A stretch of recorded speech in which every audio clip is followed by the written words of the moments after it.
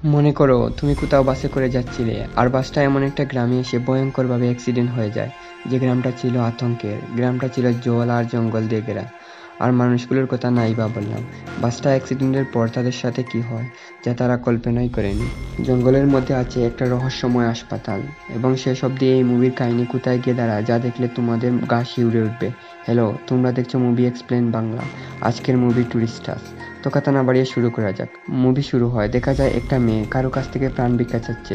তার চোখের ভয় দেখে বোঝা যাচ্ছে কোনো একটা নৃশংস ঘটনা তার সাথে ঘটছে, যেটা তার আটকানোর ক্ষমতা নেই। এরপর দেখানো একটা ট্যুরিস্ট বাস যাত্রীদের নিয়ে তার গন্তব্য যাচ্ছিল, কিন্তু হঠাৎ পাহাড় টার্নিংয়ে থাকা কিছু বাচ্চাদের বাঁচাতে গিয়ে গতি হারিয়ে অ্যাক্সিডেন্ট করে। কিন্তু বাসটা পাহাড়ের টালে পিছলে পড়ার আগে সমস্ত টুরিস্টরা জানালার ইমার্জেন্সি এক্সিট দিয়ে বেরিয়ে পড়ে। এরপর বাসটা ঘোরাতে ঘোরাতে একটা জায়গায় গিয়ে থামলে পর্যটকেরা সেখান থেকে গিয়ে নিজেদের মালপত্র নিয়ে আসে। জানা যায় তারা ব্রাজিলের সমুদ্রের তীরে ঘুরতে এসেছিল, কিন্তু বর্তমানে এই বাস দুর্ঘটনা তাদের সমস্ত প্ল্যান মাটি করে দিয়েছে। তারা এখন অপেক্ষা করছে পরবর্তী বাসের। এই সময় বি নামের একটি মেয়ে সেখানকার স্থানীয় বাচ্চাদের কিছু ছবি তুলে। এটা নিয়ে সেখানকার লোকদের তাদের সাথে ঝামেলা বেড়ে যায়, কারণ এখানকার লোকেরা মনে করতো বাইরে থেকে আসা কিছু খারাপ মানুষ হয়তো তাদের বাচ্চাদের ছবি তুলে বাচ্চাদের বিক্রি করে দিতে পারে বা কোনো ক্ষতি করতে পারে। তবে যাই হোক, এই ঝামেলা মিটার পর পর্যটকদের মধ্যে অ্যালেক্স, তার বোন পিয়া, তার বন্ধু এমি, ফিন্ট, লিয়াম এবং প্রু একটা সমুদ্রের তীরে এসে পৌঁছায়, যেখানে তাদের ছাড়া আরো অন্যান্য মানুষদের দেখা যায়। আসলে তারা এই পর্যটন কেন্দ্রে আসার জন্য রওনা দিয়েছিল। তারা সবাই এখানকার সৌন্দর্য পরিবেশ থেকে সবাই সমুদ্রে ঝাঁপিয়ে পড়ে আনন্দ উপভোগ করার জন্য। এদিকে দেখা যায় কেমিলা নামের একটি মেয়ে একটা ডাক্তারকে ফোন করে বলে, আমাদের এলাকায় নতুন কিছু মানুষ এসেছে। নতুন মানুষ বলতে এই মেয়েটা এই 6 জনের কথা বোঝাতে চাইছে।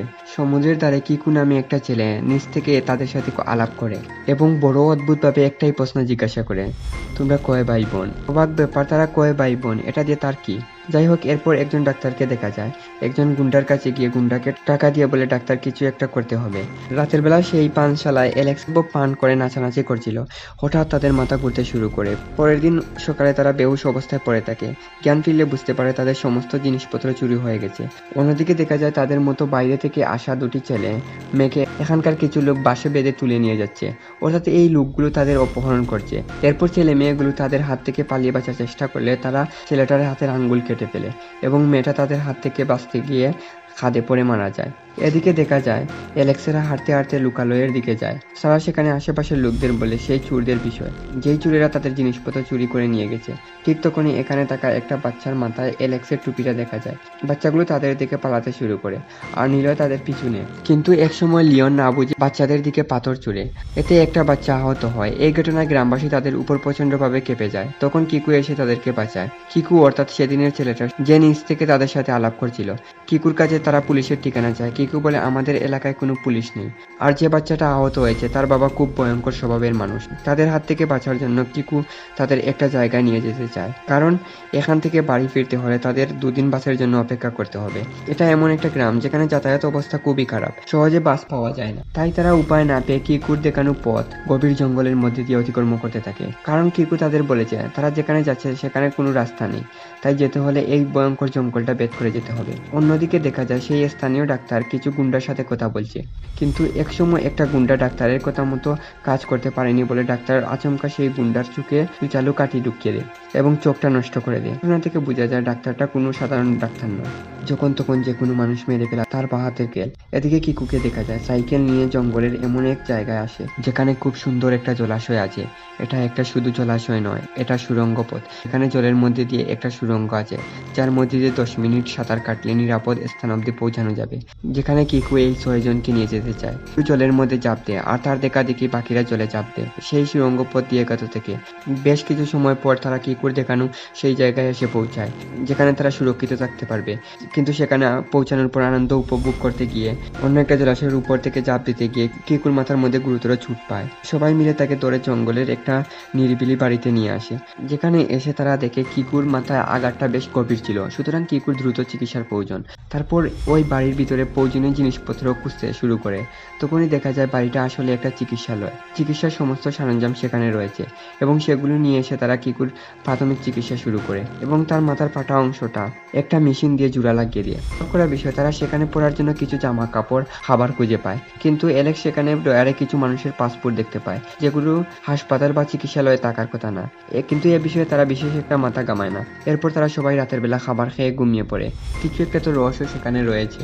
মাঝরাতে হেলিকপ্টার আসার শব্দ শুনে তাদের ঘুম ভাঙে এবং সবাই বাইরে গিয়ে দেখে একজন ডাক্তার এবং তার সাথে কিছু লোক এসেছে। কিন্তু সেই ডাক্তারকে দেখে কিকু কেমন যেন ঘাবড়ে যায় এবং কিকু ডাক্তারটাকে বোঝানোর চেষ্টা করে সেখানে আরো লোক আছে এবং জানা যায় এই ডাক্তারটা কিকুর আঙ্কেল, যার নাম জামুরা, এবং এই চিকিৎসালয়ে ও বাড়িটা কিকুর। এই নিরাপদ আশ্রয়ে কিকু অ্যালেক্সকে নিয়ে আসতে চেয়েছিল, কিন্তু দেখা যায় জামুরা সেই ব্যক্তি যে গুন্ডাগুলোকে টাকা দিয়েছিল এবং কিছু একটা করতে বলেছিল।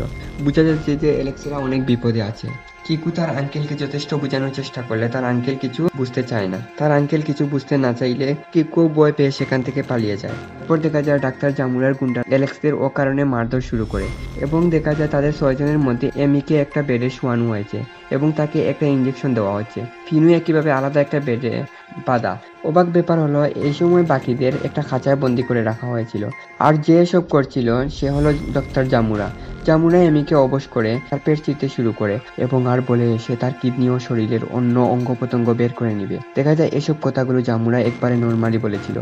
বোঝা যাচ্ছে এসব তার প্রতিদিনের কাজ।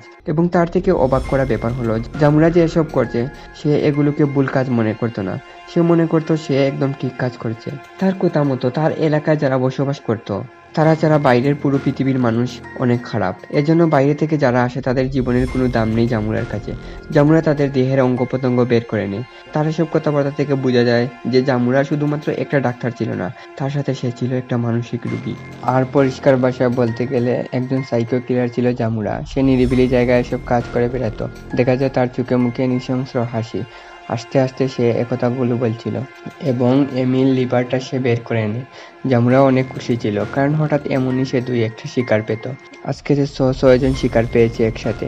এমিল লিভারটা বের করে নিল, কিন্তু অ্যালেক্স তার হাত পা খোলার জন্য তার কাছ থেকে একটা ছুরি বের করে এবং একে একে হাত পায়ের বাঁধন কাটতে থাকে।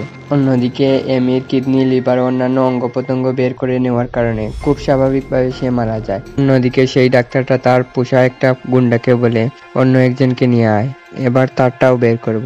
লোকটা প্রয়ের কাছে যায়, কিন্তু প্রয়ের হাতে পায়ে বাঁধন খুলে থাকা সেই লোকটাকে লাথি মেরে ফেলে দেয়।